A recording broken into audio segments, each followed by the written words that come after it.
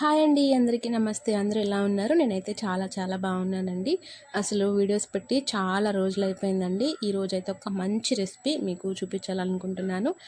మీకు చూస్తుంటే నోరు ఊరిపోతుంది కదండి. కట్టెల పొయ్యి మీద చేపల పులుసు బేసిక్ ఇంగ్రీడియంట్స్తో ఎంతో రుచిగా చేసుకోవచ్చండి. ఇలా ఒక్కసారి ట్రై చేశారంటే అసలు ఈ రుచి మాత్రం అలా ఉండిపోతుందనమాట. అంత బాగుంటుందండి. ఇలా ఒకసారి ఫస్ట్ టైం ట్రై చేసినా కూడా బెస్ట్గా ఉంటుందండి. అసలు చేపల పులుసు అంటే మనం ఎక్కువ కాంప్లికేట్ చేయాల్సిన అవసరం లేదు. ఇలా సింపుల్గా కట్టెల పొయ్యి మీద చేసుకున్నారంటే అద్భుతంగా ఉంటుంది. లేట్ చేయకుండా ప్రాసెస్ చూసేద్దాం.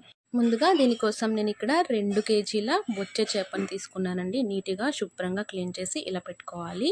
మనకి చేప ముక్కలు కట్ చేసేటప్పుడు కొంచెం వాళ్ళకి చెప్తే కొంచెం సన్నగా కట్ చేస్తారండి. అప్పుడు పులుసు చక్కగా ముక్కకి పట్టేసి చాలా బాగుంటుంది. ఇందులోకి కట్ చేసుకున్న 150 గ్రాముల ఉల్లిపాయలు, 4-5 పచ్చిమిర్చి చీలికలు ఇలా వేసేసుకోవాలి.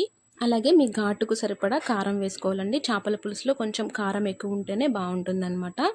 అలాగే రుచికి సరిపడా రాళ్ళుప్పు కూడా కొంచెం వేసుకోండి. ఇందులోని 150 గ్రాముల వరకు ఆయిల్ పడుతుందండి. మా అమ్మకి చేత్తో కొలత కాబట్టి ఇలా చేత్తో వేసేసుకుంటారు. ఉప్పు కారాలు చక్కగా ముక్కలకి పట్టించేసి 200 గ్రాముల చింతపండు పీచులు పిక్కలు లేకుండా చిక్కటి చింతపులుసు తీసుకొని ఇందులో వేసేసుకోవాలి. చింతపండు కొలత వచ్చేసి కేజీకి 100 గ్రాములు ఖచ్చితంగా పడుతుందండి. కొంచెం పులుపు కారం ఉంటేనే చేపల పులుసు చాలా బాగుంటుంది. ఇప్పుడు చింతపులుసులో కొద్దిగా నీరు వేసుకుంటూ ఇలా పులుసుకు సరిపడా అడ్జస్ట్ చేసుకుంటూ ఇలా కలుపుకోవాలండి.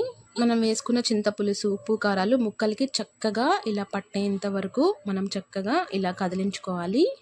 చేపల పులుసు స్టవ్ పైన కంటే కూడా కట్టెల పొయ్యి మీద చాలా రుచిగా ఉంటుందండి. ఇలా చేపల చట్టికి మనం కింద ఇలా మట్టి రాసుకున్నామంటే చక్కగా మనం కడిగేటప్పుడు ఈజీగా వదిలిపోద్ది అనమాట.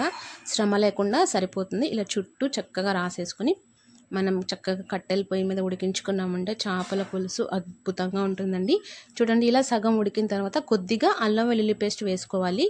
ముందుగానే వేసుకుంటే ముక్క విడిలిపోయే ఛాన్స్ ఎక్కువ ఉంటుందన్నమాట.